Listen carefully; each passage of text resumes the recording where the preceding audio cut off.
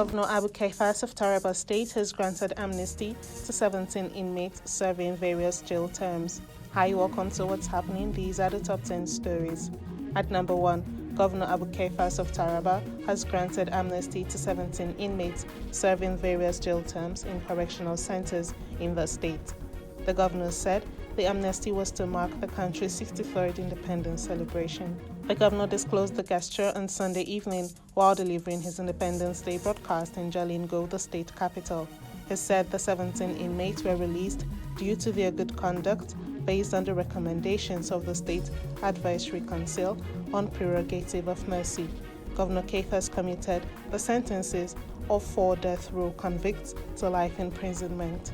At number 2, former Petroleum Minister Diezani Wike appeared in court on Monday. She was charged with receiving bribes in cash, luxury goods, flights in private jets, and the use of high-end properties in Britain in return for awarding oil contracts.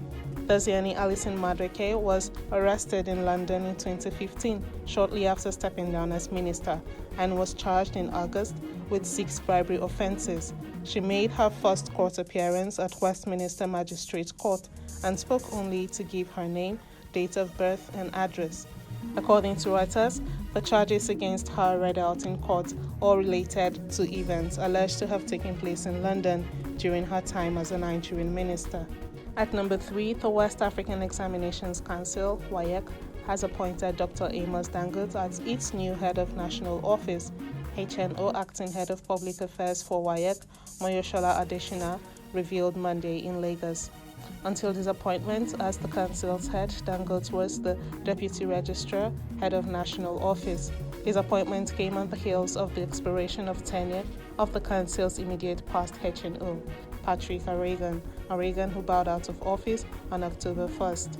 At number 4, following the protest of staff of Abuja Urban Mass Transport Company over the sack of the company's managing director and chief executive officer, Najib Abdul Salam, Minister of the Federal Capital Territory, Nyesom Wike, has asked those crying and protesting over sacking of 21 directors and head of government-owned companies to continue, as such action would amount to total waste of time and energy. The minister noted that no sentiment or emotion will be considered in his efforts to do the right thing in the nation's capital. At number 5, the Kano state government has announced a 20,000 naira stipend for every schoolgirl in the state. Governor Abba Yusuf said the stipend is to encourage the girls to attend school. He revealed that over 45,000 schoolgirls will benefit from the pilot scheme. The governor added that they are also reintroducing the girl-child school buses to transport them to and from schools.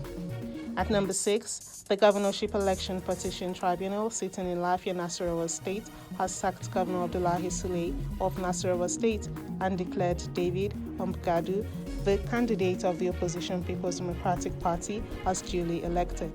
In a ruling delivered on Monday, 2 of the justices agreed that the election was won by the PDP, while 1 judge dissented. Governor Sule of the All Progressives Congress sought re-election for a second term, but faced stiff opposition during the election. At number 7, the Bank of Agriculture says it is working assiduously to recover the 243 million naira loan disbursed to 150 debtors between 2011 and 2024 in Kwara State.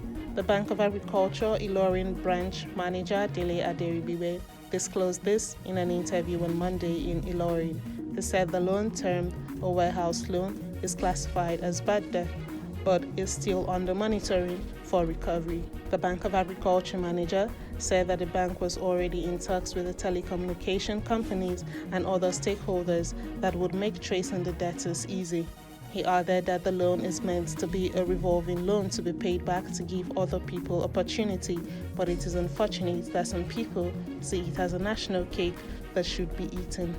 At number 8, the National Space Research and Development Agency, NASDA, says Nigeria could generate $20 million from launching one satellite if it develops its assembly, integration, and testing laboratory. NASDA boss Halilu Shaba stated that the agency was confident that a 25-year space policy roadmap could be achieved. said part of the content of the roadmap, which included launching satellites into orbit from Nigeria, was crucial to the development of space science and technology. He stated that the agency was confident that the 25-year space policy roadmap could be achieved. Chavez said the agency was talking to other countries and making offers to countries that would want Nigeria to develop the AITL and grant them access over a period. At number 9, the national chair of the All Progressives Congress, Abdullahi Ganduje, has urged African leaders to deliver on good governance to reduce military coups in West Africa. Ganduje said this when he received a delegation from the governing party in Ghana, the New Patriotic Party, led by its national chair, Stephen Nton. The APC leader noted that with sound governance systems in place, the masses would be the ones to resist any military incursions that could derail democratic rule. Mr. Ganduje described the visit of the NPP leader as an icebreaker that would strengthen the relationship between the ruling political parties of both countries. He said this was especially because Ghana and Nigeria shared the same values and political history. Finally, at number 10, Pakistani police have busted a major organ trafficking ring involving a disgraced doctor, Fawad Mukhtar, and a motor mechanic. This operation conducted at least 328 illegal kidney transplants, according to authorities. Mukhtar, who had previously faced multiple arrests for medical malpractice, employed the mechanic as a surgical assistant and anesthetist. Vulnerable patients were lured from hospitals, and transplants were carried out in private homes, sometimes without the patient's knowledge, with kidneys fetching up to $35,000 each. That's all for today. See you next time on What's Happening.